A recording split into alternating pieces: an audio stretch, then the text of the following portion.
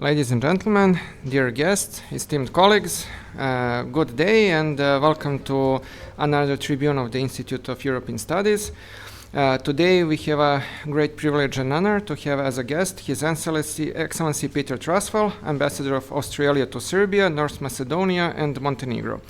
Now, before we start, I'll just give a brief outline on how today's tribune will look. I will give a brief biography of our esteemed guest. Then our director, Professor Dr. Slobodan ЗЕЧЕВИси, will give a few introductory words. Then I will pass the floor to His Excellency, and then we will have Q&A session. So please feel free to have a lively conversation during the Q&A. Don't be shy, and we are looking forward to a great lecture today and a great discussion. So to present His Excellency, he is a graduate of Sydney University with a specialization in laws and arts. His Excellency's rich diplomatic career is still in the service of Australia, of course, that took him to the post in Geneva, Seoul, Kabul, Mumbai, and now the Balkans.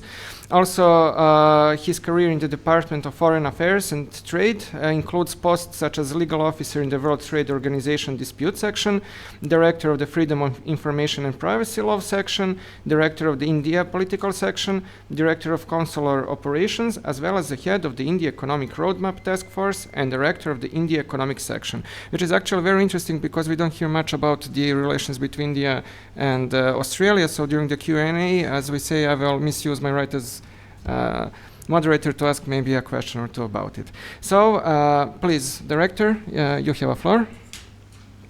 Okay, thank you, Alexa. Thank you, Mr. Ambassador, to be here today with us. It's a great honor to the Institute of European Studies. Mr. Ambassador Truswell has a very distinguished diplomatic career. He was appointed in Geneva first in the United Nations, and after that he was at Republic of Korea. Also, he was in charge for North Korea. Also, he visited several times North Korea. He was also in he's a specialist for relation between Australia and India.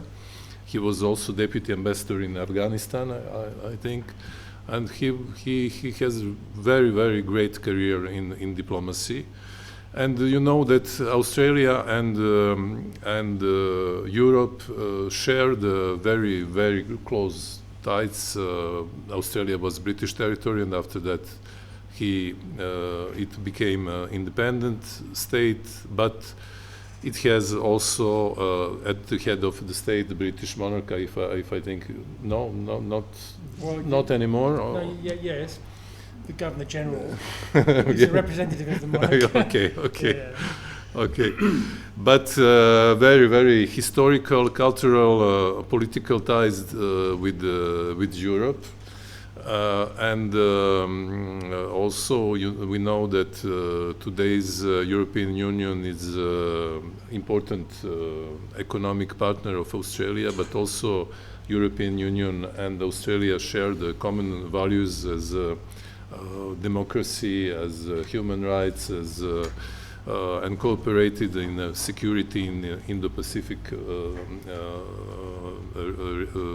area, and also the European Union is the third trade partner of Australia, the second investor in Australia, and that's why we have our guest today, Mr. Ambassador, to explain us the geopolitical position of Australia today and in its relation with the European Union. Please, I give you the floor, Mr. Ambassador. Thank you very much, Professor. Very kind introduction. It's great to be here in the Institute today. It's good to see such a good group of people and to talk a little bit about what is important for Australia in our region, in our part of the world, and how we are connected to the EU. So I'm looking forward to giving you a presentation. And then equally important, I'd love to have some questions happy to answer any question. There's no such thing as a bad question. Some questions I can't answer, but I will try my best. So, look, before engaging on that, I'll just start by mentioning that for us as Australian people, our thoughts remain with the families and friends of 15 people who were killed in Bondi just at the end of last year in a terrible anti-Semitic terrorist act. Totally unusual sort of thing to happen in Australia. That happened on the 14th of December. And, you know, normally we would hope that there's no place for hate or violence in Australia, but unfortunately that's what we saw. There's a big, what we call a Royal Commission, so an extensive investigation into the causes or what we can do to prevent that happening again. Australia actually has quite a large Jewish community, maybe well over 100,000, and I think at one point had one of the highest numbers of concentrations of Holocaust survivors in the world. So many people ended up from refugee camps in Europe, ended up in Australia. So this is quite a tragedy. And I suppose the point that you can make from that is that terrorism can happen anywhere in the world, even in a fairly tranquil country such as Australia. So it's a reminder to all of us of that threat. So I'd like to start now by talking about what for Australia, what we see as our region, as our part of the world, which is the Indo-Pacific, which is not a term that's used so much here, but that's how we talk about the area that Australia sits in, our region of interest. In Australia, we're one of the first countries to use this term Indo-Pacific extensively. We used to talk more about Asia-Pacific or Asia, and it's quite a new term actually. And what basically the Indo-Pacific does is it treats as a single kind of geographic system East Asia, centred on China, and South Asia, centred on India, and that includes also the United States and that side of the American area. And what's driving people to talk about the Indo-Pacific? Why is it important? Well, a lot of it's to do with the rise of China and the rise now of India, both of them moving back to their pre-colonial status as great trading economies and powers. Certainly that's happening, or happened a lot faster with China, but it's starting to happen with India too, because India, quite soon, India will become the third largest economy in the world. It will overtake Germany and then probably Japan in the next few years. So this region, Indo-Pacific, is home to about half the world's population, and it's home to the world's most dynamic economies. A lot of the economic growth that we're seeing in the world is coming from the Indo-Pacific, from those countries. It's home to 6 of the world's 10 biggest military spenders. We think, and certainly in Australia, that history, demographics, economic and military forces are moulding this region into the world's strategic centre of gravity. So, stepping back from defining the Indo-Pacific, what's happening globally more broadly? And I think all of you, based on the research you do and the things that you are studying, will tell me, and tell my colleagues here, that we are definitely living in a more dangerous and turbulent world in the last certainly 4 years, and even more so in the last year.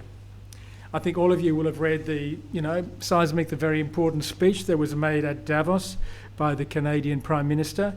Very interesting approach that he took, where he suggests that what we are facing now is the end of what we have called the rules-based international order, and this is important for Australia and Canada. It's incumbent on the middle powers, global middle powers, to work more cohesively together. We can't just expect the big powers, particularly United States, to look after our interests. And Australia is, maybe the 14th biggest economy, and Canada is the 9th largest. So, we're in that group of large middle powers, both countries. And this last week is an important moment for us to reflect as the 4th anniversary of the start of the Russian full-scale, illegal, violent conflict against Ukraine.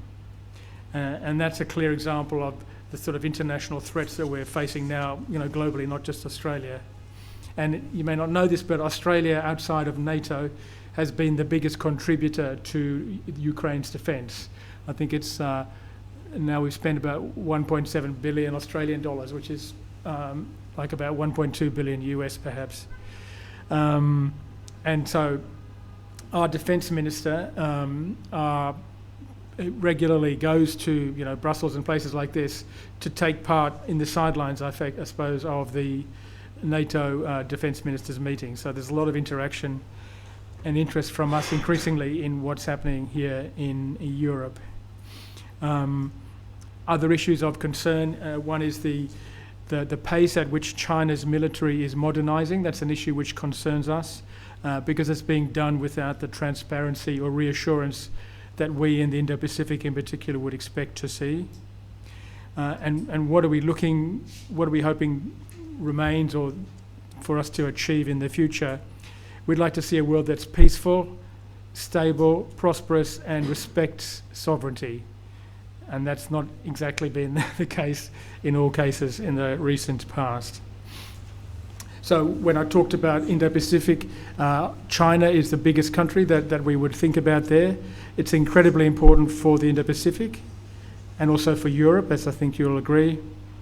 There's some very positive aspects of what's happened with China. So they've lifted hundreds of millions of people from poverty. China has been a driver of much of the global economic growth in the last couple of decades. China, has been definitely a world leader in some of the responses to climate change and moving to electric power. And what we like to see from Australia is a stable, constructive Australia-China relationship. It's in our interests, it's in China's interests. And for us, like so many countries, Australia is Australia's largest trading partner. The two-way trade in goods and services between Australia and China most recently was valued at $312 billion, 2024. And as a point of comparison, the trade between China and Serbia is, I think, about 9 or 10 billion. So your trade with China is about 5% of Australia's trade with China, just to give you an idea of the scale. And of course, in your instance, there's a very strong investment relationship with China. You have a lot of Chinese investment into Serbia, and China was our 8th largest investment partner in the most recent figures. So with China, we look to grow the relationship. We look to have a sustainable, constructive relationship. It's in our national interest, as I mentioned, but there will be times when because we view the world differently, we'll disagree with China, and for us it's important that where we disagree, we feel that we can say that, and we do say that. That has had consequences at times. So a few years ago, 5 or 6 years ago, China imposed some trade measures because they didn't like some of the things that we had been saying and some of the actions we had taken. So they reduced our exports, Australian exports to China, by almost overnight by about $20 billion. But gradually over time, we've managed to have some constructive dialogue with China, and now we're back more or less to where we were before. But I think that's an important thing to know about China, and it's something that perhaps is under-recognised here in Serbia, that when China sees taking some action or inflicting some pain as being in its strategic interests, then they will do that. And they haven't just done it with Australia, they've done it with other countries, South Korea, Norway, many countries, in fact, over time. So one of the lessons for us was, when we talk to our companies and our businesses, that they should think about diversifying, not just, for example, our wine industry was very focused, for example, on the Chinese market, and found it hard to cope with that market being cut. So we tell Australian businesses, look more broadly, look across the globe and try and diversify. Another country, of course, very important to us in the Indo-Pacific is clearly the United States. So what was the Canadian Prime Minister talking about? He was talking about the United States primarily in that speech, and some of the changes that we've seen in the foreign policy of the United States. The fact that their policies have changed shouldn't surprise us, because it's a democracy. President Trump ran on making very significant changes to foreign policy, and he's instituted those, so that's that shouldn't be a surprise. I mean, some of the things he has done have surprised us, but the fact that there have been major changes is not a surprise. In any event, it remains, in Australia's case, the case that our alliance with the United States is central, is most important in terms of the way we look at the Indo-Pacific. For the Indo-Pacific, it's really very important, it's essential for us to have a strong US political, economic and security engagement. And if that shifts or changes, then it makes it harder for Australia to achieve the levels of security and stability we seek. So we haven't had what you've seen here in Europe with NATO and so on, with China in Trump 1 and Trump 2. We haven't had that happen to us in our strategic and security settings in the Indo-Pacific, but the future is hard to foresee, I guess. So our alliance with the US sits at the core of our strategic and defence planning. So when the United States thinks of initiatives and so on, such as the Board of Peace proposal, we look at that carefully. In terms of that, for example, we're yet to make a decision as to whether we support or want to be part of that, but we certainly follow what they do.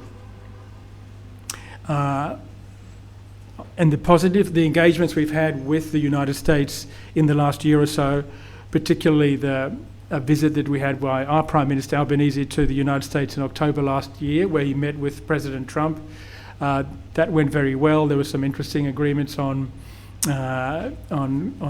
mineral resources, particularly critical minerals, the reaffirmation by President Trump of the importance of Australia as a friendly country and a strategic and security partner. So we have a good and positive relationship with the United States. And maybe, you can tell me, it doesn't seem that the relationship with Serbia is in the same, is not particularly positive, although not that bad, I suppose. But even with our closest friends and partners, we're going to disagree sometimes, and we do disagree with the United States in terms of what they're doing, their destabilising effects in terms of trade measures. We think those are damaging to global security, and we don't agree with them. We think they should be going in a different direction, and we say that to them. And then, you mentioned my experience with India. We also have close relations with some of the other big powers in the Indo-Pacific, particularly in that category is India and Japan. So with Japan, it's been a major trade partner of ours for a long time. The security settings that Japan has have gradually evolved from a more neutral approach, I guess, to a more forward-leaning approach. And Japan is a major military power in the region. So that trend, that direction of Japanese foreign and strategic policy is one that we welcome, because we see Japan as one of our closest friends.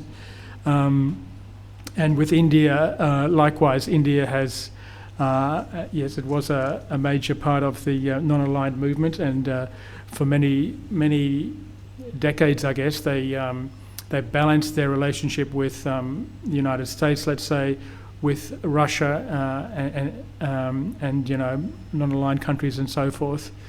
And that's a central part still of the Indian foreign policy, but they have gradually moved a bit closer to the West in the last decade or two, and they're an important partner for us. In fact, there's about 100,000 people of Serbian origin that live in Australia, but there's about 1 million people of Indian origin that now live in Australia, and that's mainly happened in the last 15 years. So there's been a big migration of people from India to Australia. So that's important. And then the Pacific Islands is important, not just because we're, in a sense, the biggest power for the Pacific Islands, but also because, China in particular has been trying to assert some primacy and dominance in that part of the world, and we don't see that as being in our interest. So we've greatly increased the money that we spend to support and help the Pacific Islands. We We have, an embassy or a presence in every Pacific Island country now, even ones with like 20,000 people or something like that. So we see that as being our backyard and something we need to focus on and do focus on more these days.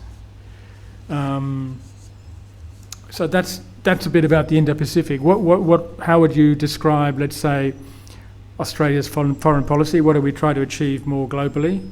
So one way of saying this is, we utilise all the tools of statecraft, that's diplomacy, but more than diplomacy, to support a peaceful and stable region, and working to maintain the conditions for peace through diplomacy, while playing our part openly and transparently in collective deterrence of aggression and coercion. That would be a way of summarising the foreign policy of Australia as a nation. And what does that mean? Why? That's because what happens, let's say, in the South China Sea, what happens in the South China Sea, the Taiwan Strait, the Mekong sub-region, and across the Indo-Pacific affects us all. You can't just isolate these things. When disputes do arise, we need to insist that differences are managed through dialogue, not by force or raw power. That doesn't work, definitely, for a middle power like Australia. So we try to ensure in our outward foreign policy that there is dialogue and open channels of communication. And I think that message also applies in the Balkans. Dialogue, open communication is essentially important, very important to your security here. And one of the other, apart from diplomacy, defence is another aspect. So we are investing more, like most countries these days, in a capable military and a defence industry and partnerships to be a reliable security partner for the region. We currently spend about $56 billion a year on defence, which is that's Australian dollars, about 40 billion US. Around 2% of our GDP, and in the next 10 years we'll increase that closer to 2.5%.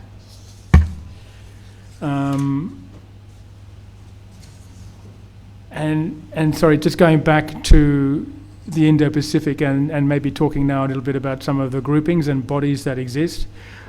One of the ones that's been most successful in the past several decades is ASEAN, so the Southeast Asian nations. We're not a part of ASEAN because we're not a Southeast Asian nation, but we're a dialogue partner and a partner in many ways with ASEAN. Southeast Asia's combined nominal GDP in 2022 was larger than some of the big economies like the UK, France or Canada. So it's an important region economically. And by 2040, Southeast Asia is predicted to be the world's fourth largest economy after the United States, China and India. So economic growth and momentum is moving to that part of the world.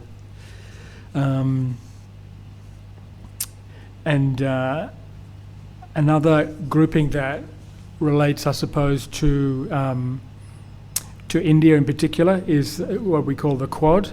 So that's 4 nations. It's a diplomatic partnership between Australia, India, Japan and the United States. And that partnership is in support of an open, stable, prosperous Indo-Pacific that's inclusive and resilient. And it's a group that meets sometimes at leader level, although it hasn't done that in the last year or so, but frequently at foreign minister level and official level.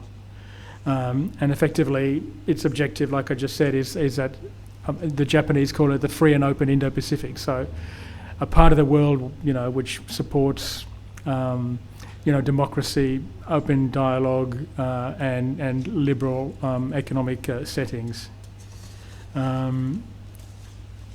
Moving on, a much newer grouping is something that we have called AUKUS. So that's a defence and strategic relationship between Australia, United Kingdom and the United States.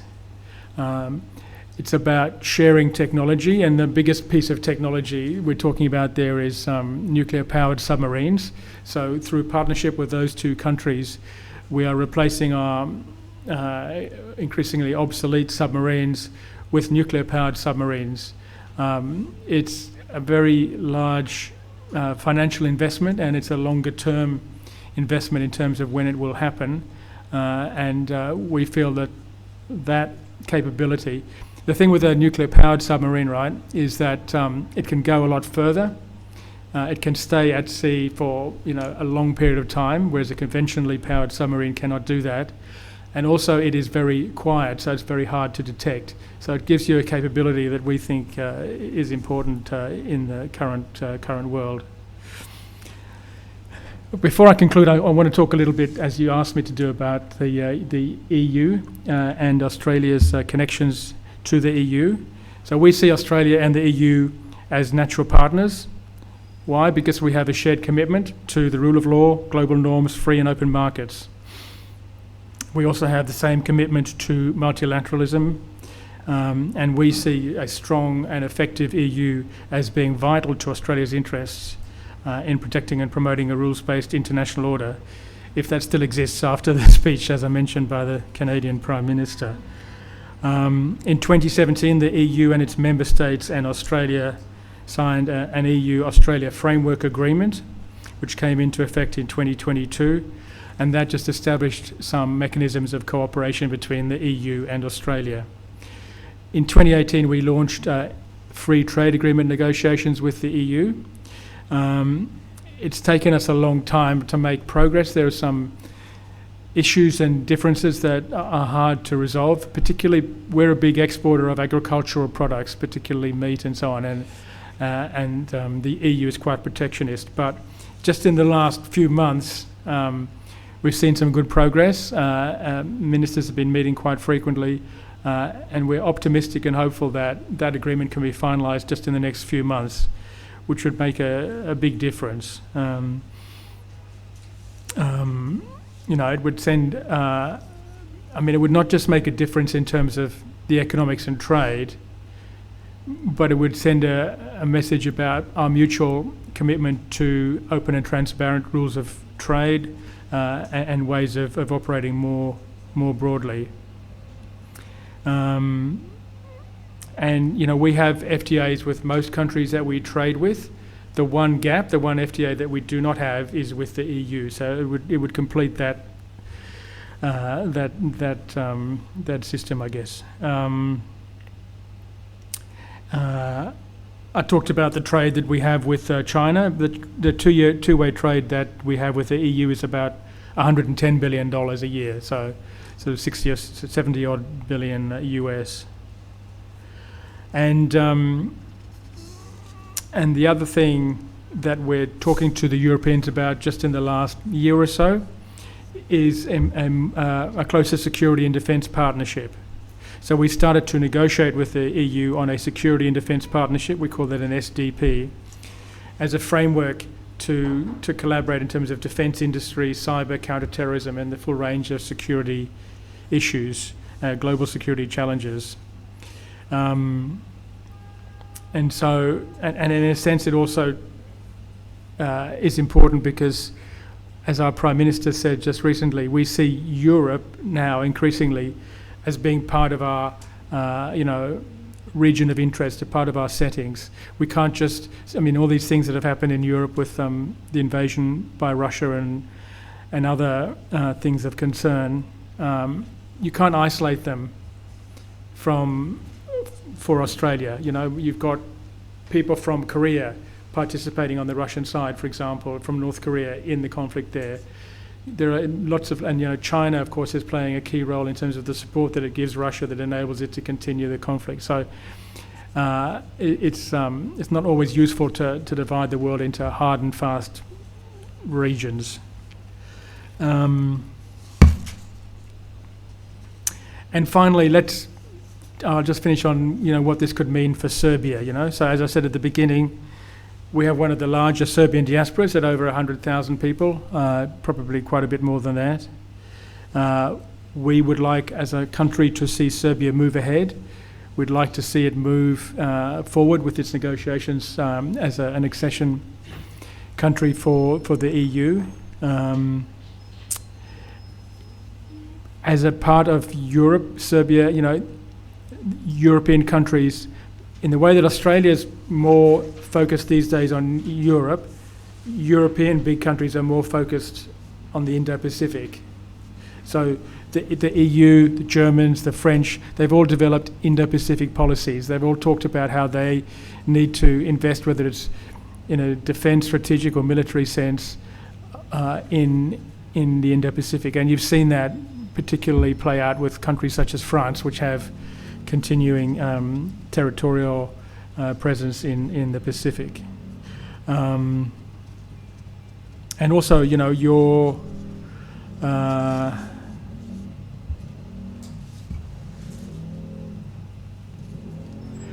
you know, and Serbia has also a relationship with the ASEAN nations. I think your former Foreign Minister Ivica Dacic signed in Jakarta an association agreement between Serbia and ASEAN, a treaty of amity and cooperation, which shows that for Serbia that's seen as being a region that's important.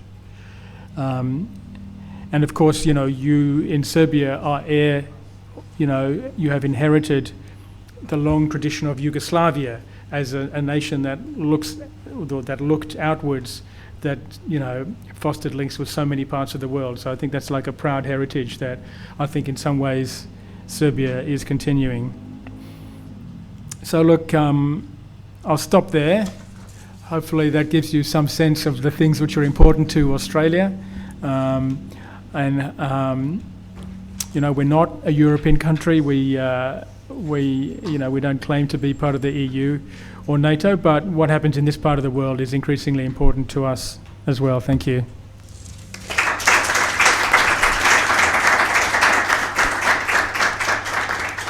Questions? Thank you, Your Excellency, for the very interesting overview of the foreign policy and foreign relations of Australia. As you said, the world is interconnected, and whatever happens in Europe, it seems definitely it echoes in the Indo-Pacific region, and I believe vice versa also. So now I will open the Q&A session. We have already a lot of interested people. So let's start this way. First of all, colleague Rajko Petrovic, please, and then we will. Yes.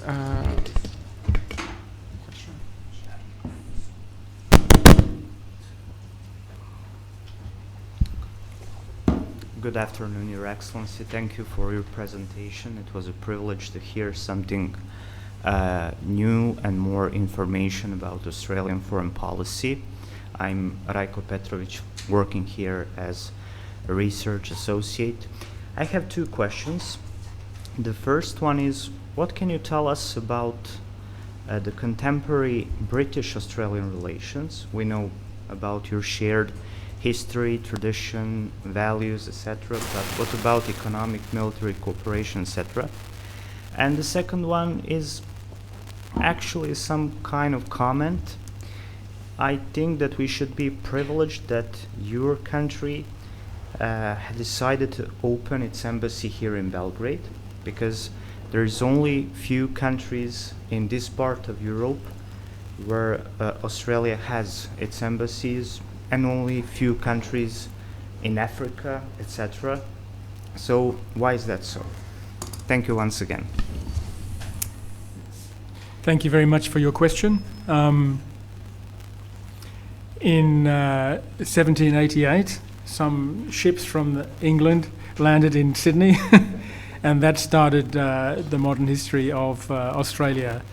And the different states of Australia began as penal colonies, so people who were prisoners went there. But of course it's developed a long way since then.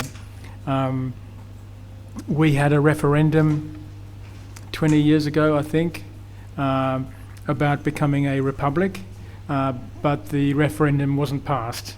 We have a high bar for a referendum. The majority of states, the majority of people, it's a bit like the United States, it's hard to get a referendum. So we continue to have a British monarch, but under our constitution, which is 125 years old, under our constitution, there's a person called the Governor General, who's a representative of the King, and that person, in the last 50 years at least, has always been an Australian individual. But if you look at our constitution, the executive power, in a sense, sits with the Governor General. Theoretically, the Governor General can do anything pretty much that he or she likes, but in reality, the Governor-General's role is simply to approve a government, to sign appointments, but not to make decisions.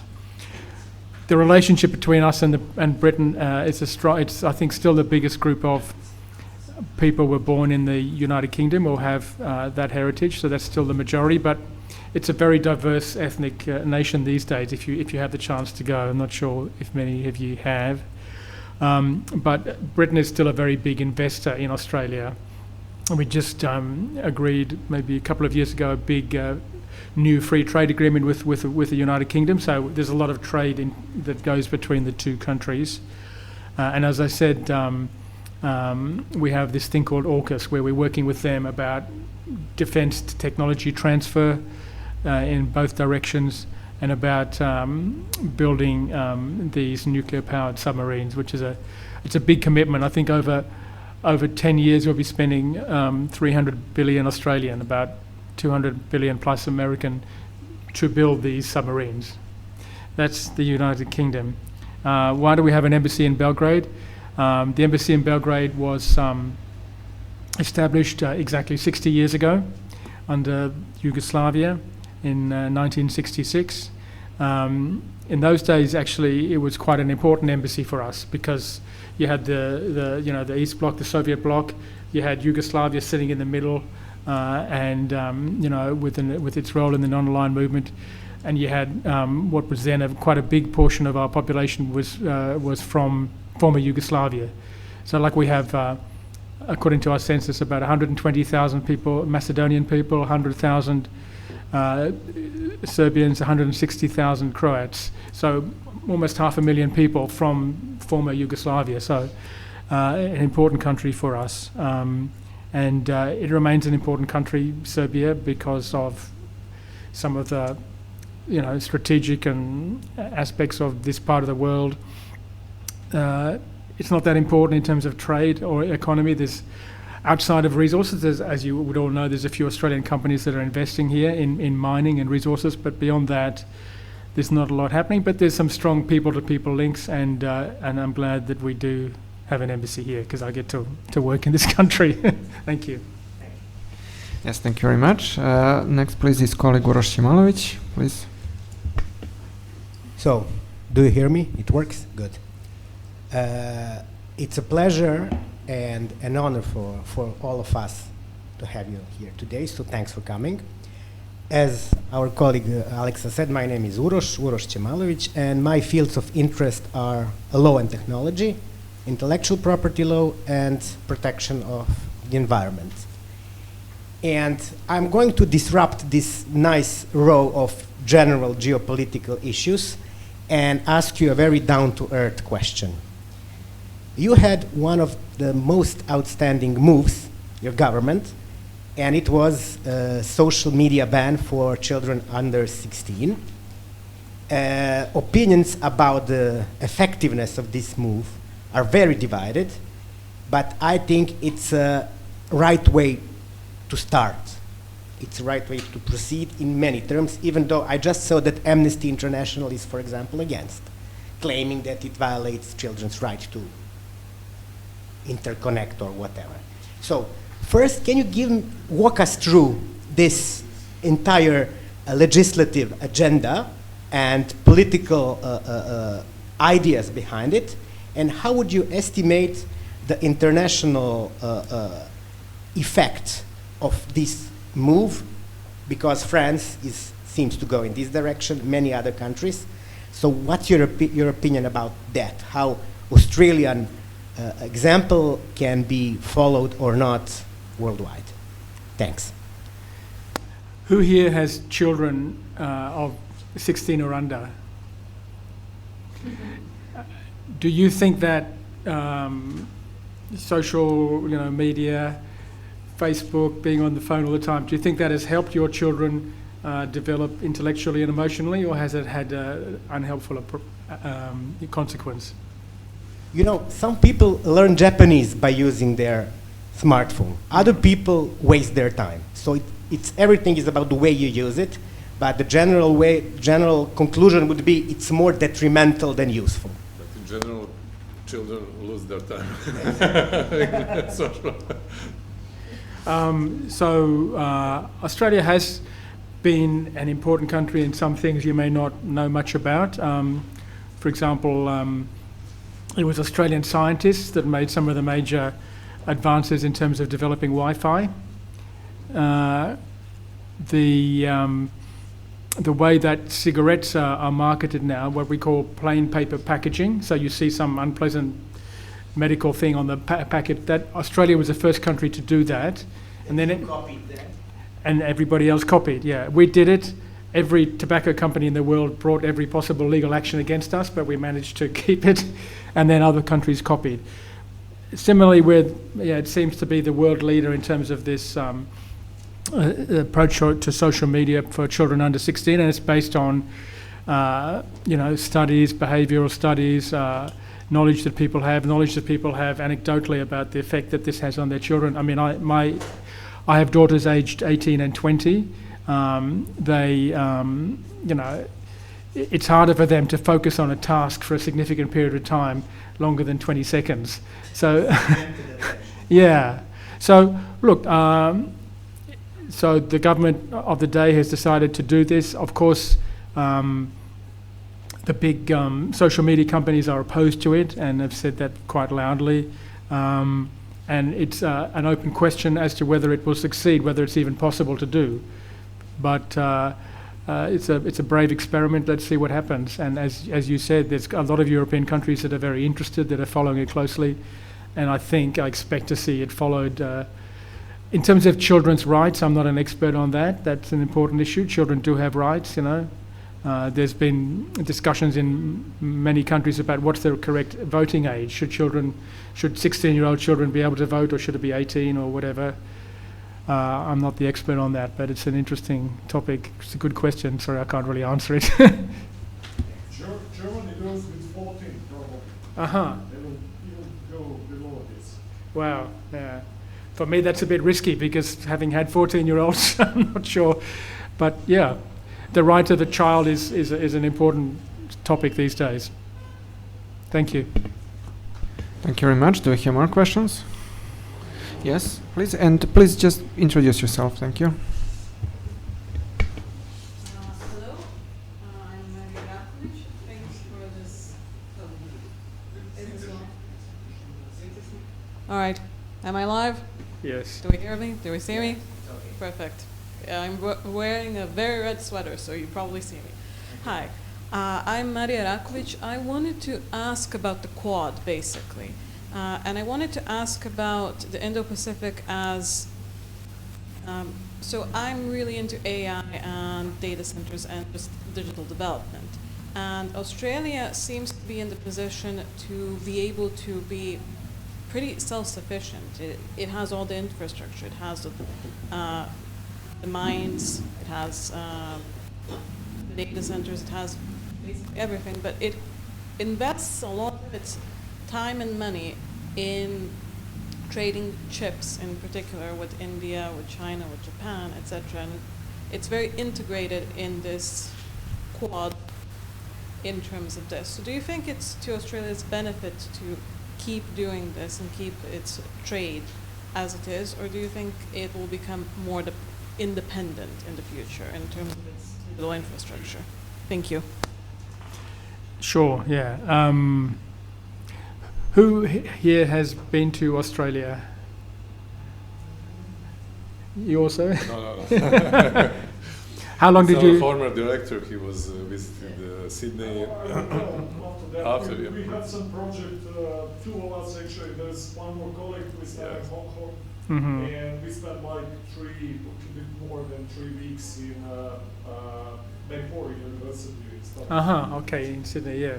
So if you go to Australia and you look around the streets and you go to the shops, you will see that everything pretty much is manufactured somewhere else. So I can't remember the figure, but let's say GDP per head, or the average wage might be, 50 or 60,000 euros. So you can't, on that wage, you can't compete with Vietnam, Philippines, India. So our economy is very services based, and based on resources and exporting minerals. So, you know, we're the biggest exporter, I think, still of iron ore, of many of the critical minerals. So that's the sort of economy that we have. And given that, it makes sense for us to be exporting these resources to China, in particular, to India, to Japan, and importing mainly finished goods. I mean, we used to have a car industry. We used to make cars. We had very high tariffs. All the cars were made in Australia. Then we dropped the tariffs, and now we don't make any cars, even though it's quite a big economy. It just doesn't stack up financially. Was also very big. The Quad. No, the wool, Australian wool. Yes. Was very luxury. That's right. Australian wool is still very good, and you know, the best Italian suits are made from fine merino. They're the best wool. Yeah. The Quad is about. I mean, the Quad is more. I mean, it does many things, but its origin is more on the sort of strategic side of things than the economic side. Basically, the four countries are democracies, open trading countries, and if you look at the map, it doesn't include China. So that's something that is a topic of conversation inside the Quad. I'm not sure if I answered your question about the data centers, but thanks for the question. Very good, thank you. Yeah. Yes, thank you very much. Colleague Nikola Tutsakov, please. Yes, hello. G'day, Your Excellency. G'day. Thank you very much for your overview. I wanted to, and first of all, I'd really like to say thank you for mentioning the Bondi shooting victims. First off, you mentioned this pivotal speech by Mark Carney. To what extent do you think that this speech and this idea of a reconfiguration of the middle powers towards a more independent policy is a symptom of the current American administration, and to what extent is it a real call to diversify, to move towards greater independence from, let's say, a traditional ally of all of these powers, which is the United States?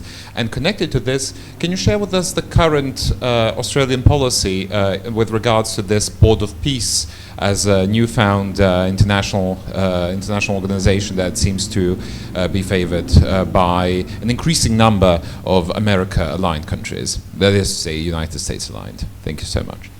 Thanks for the question. Yeah, look, I think the Canadian Prime Minister was talking more about what doesn't exist than what will exist. So, I mean, what we as a country have said for a long time, you know, we have peace, we have security, we have stability as a country, and a lot of the costs for that, for many years, were borne by, you know, the United States investing such a big portion of its GDP.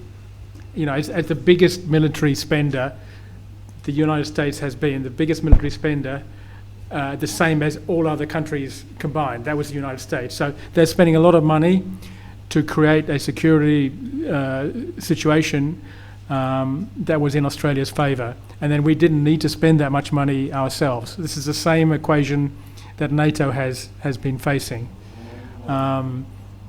I think the world has changed. I don't think it will go back to being what it was. It will, yeah, when the Trump administration finishes, then some things potentially, depending on the election outcomes, will maybe reset. But I think, let's say NATO, for example, I'm not an expert on NATO, but NATO will continue to need to think much more carefully about how much of their resources they put into defence, and how.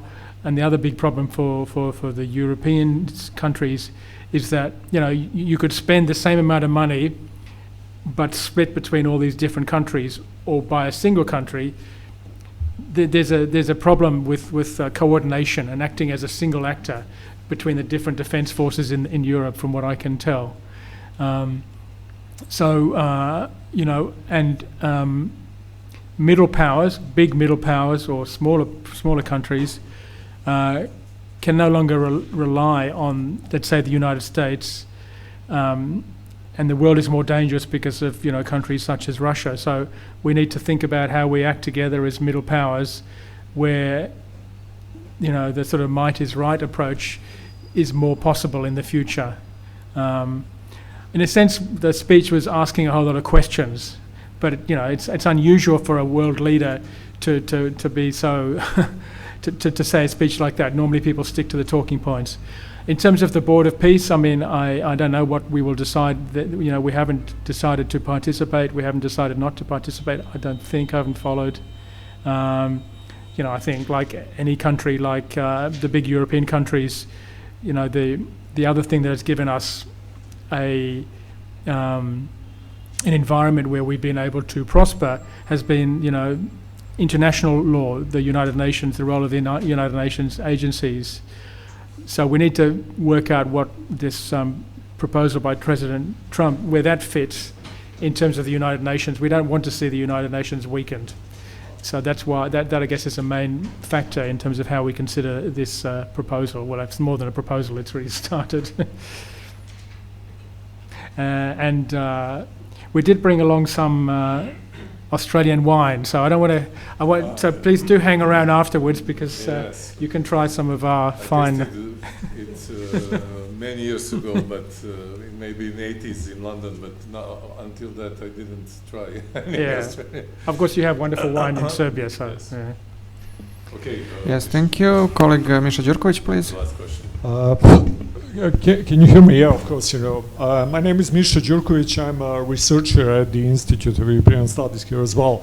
And thank you very much for coming. Actually, just before I have a couple of questions, but just to maybe give you a couple more information that we, for the last 5-6 years, even more, maybe we've had actually quite a lot of things connected with Australia. And just briefly, beside the project that our colleague Jovica Pavlović and me had the chance to spend like 3 weeks at Macquarie, and really enjoyed with the colleagues there. We work on some project with Professor Aleksandar Pavković, who is very well known, as you know, probably one of the most important ex-Yugoslav intellectuals who've been, now he's retired. But there is also another fantastic guy, former law school dean, Petar Radan, who is very famous for secession and international law things. So we, beside, our diaspora has produced also quite a good intellectuals there. Another thing is that we republished 2 books of another philosophy professor, Kajica Milanov, who emigrated from communism after the Second World War. And he was teaching in, I think, Tasmania. He was teaching philosophy, and he was one of the first that started analytics philosophy among the Serbs. But he published 2 fantastic books about social thinking, and one about the nature of Tito's totalitarian system. It was called Titovština, like Titoism kind of stuff. So we actually republished those 2 things that he initially published in Australia in 52, I think, and in 68 there. And recently we published or co-published the last work of Professor Pavković on secession and so on, and etc., etc. But just to remind us, in 2024 we had David Morris, actually your former colleague, who at that time used to be at Danube Institute in Budapest. So we had the chance to see him, and actually that was quite an interesting time, because that was when internal debate in Australia was going on about the submarines that you've been mentioned. Some were seeing that as a very strong enhancement and modernization. Some other people were quite afraid about what does it mean concerning relationship with China, and so on and so on. So basically, I wanted to introduce you to some of the things that we had a chance to exchange with Australia and to learn quite a lot. We had, by the way, fantastic time there, learned so much, and so on and so on. And now going back to the questions, actually. Well, first, a little bit about Russia. When you speak about Russia as a threat here, it really doesn't resonate. We had a problem with the other guys. As you know, in '99 we were bombed by NATO, USA. That is actually, don't forget, they recently kidnapped a guy that is president of one country. So we don't see that Russia is kidnapping guys. I mean, the problem is, I'm a little bit joking, but actually the whole world seems to be entering into quite turbulent phases. And you will remember that recently we had some new military alliances at the Balkans of Croatia, Albania, which are part of the NATO, and Kosovo, so-called, so on. We see that as a very big potential threat with enhancement and support of probably NATO, but Turkey as well, and so on. So I mean, probably everyone after 99 started to think in the different terms, where sovereignty unfortunately doesn't mean after 99 so much as it used to be. So returning back to Russia, could you comment a little bit about President Trump's initiative and reaction of Europe?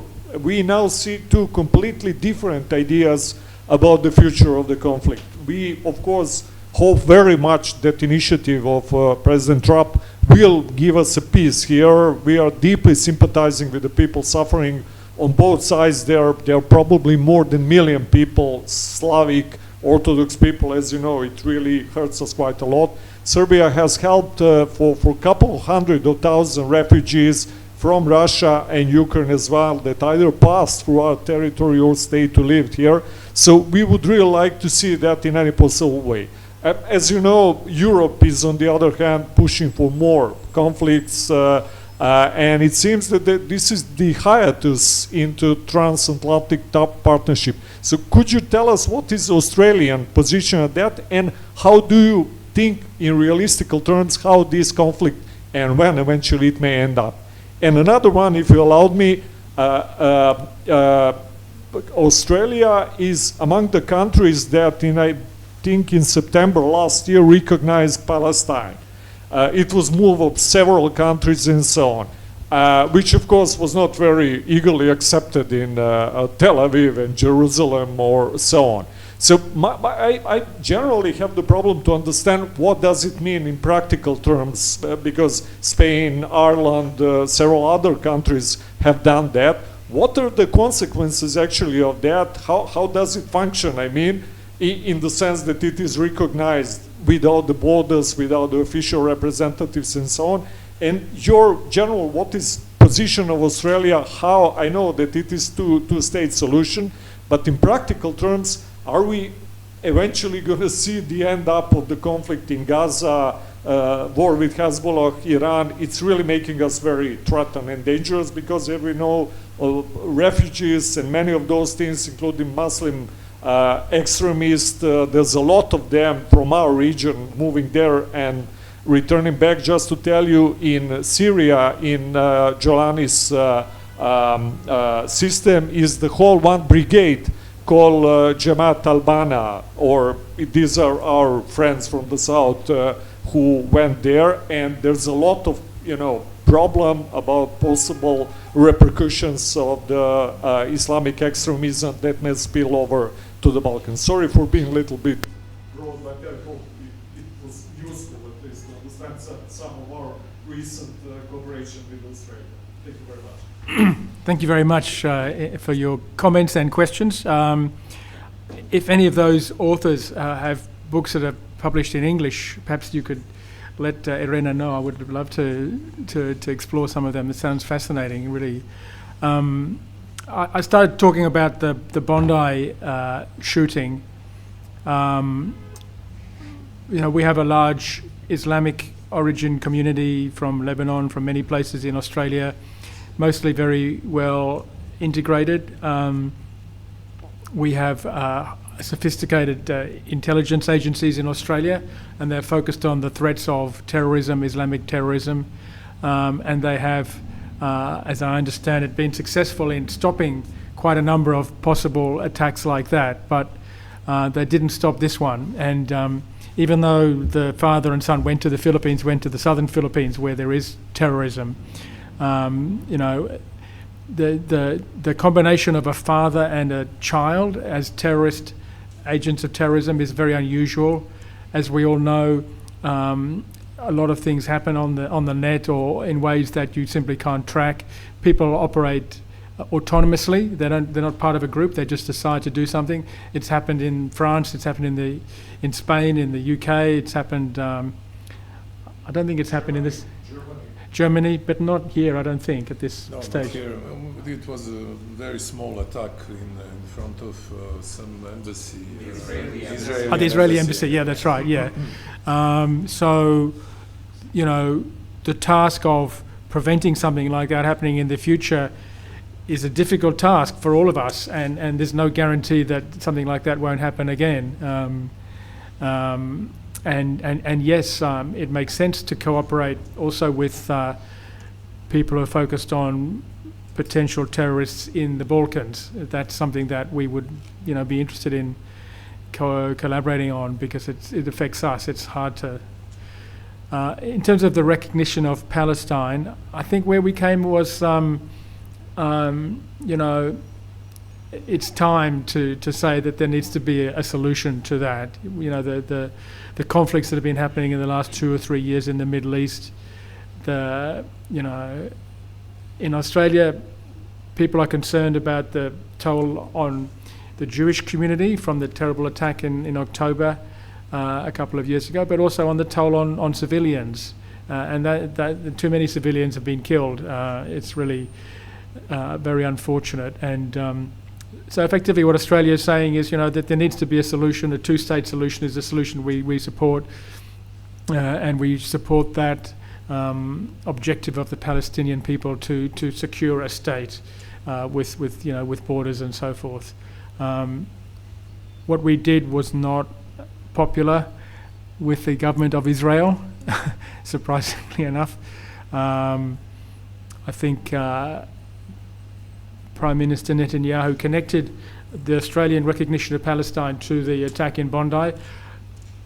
Possibly there's a link there, but I don't think we see that as a direct causal link. Our government doesn't see that. So yeah, terrorism is a big and complicated issue. In terms of your question about Russia, yeah, I do understand. I've been here for a year. I've spoken to many people.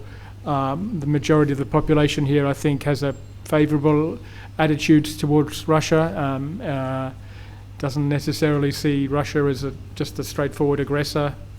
And the history of this part of the world helps explain why people see it that way, because, I mean, we didn't get bombed by NATO, you guys did, so I can understand people's approach, but we see it differently.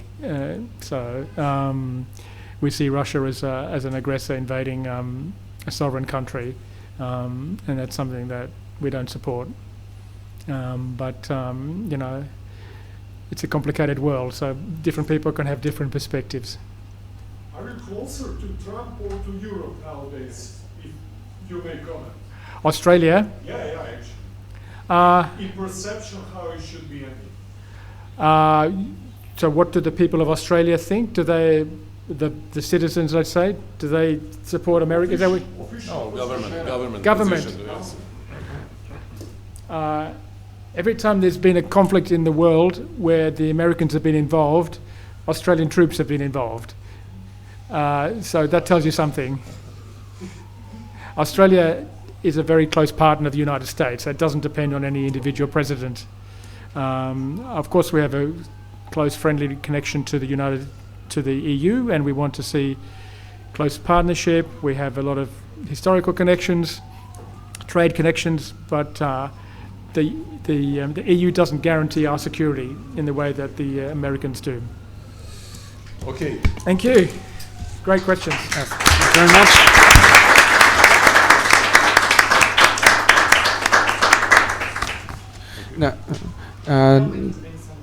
Yes, but I would like to thank everyone for attending and for such lively discussion. Now our director wishes to present a certificate of gratitude to His Excellency. To give him, Your Excellency, a little notes of thanks and as a souvenir to be here today in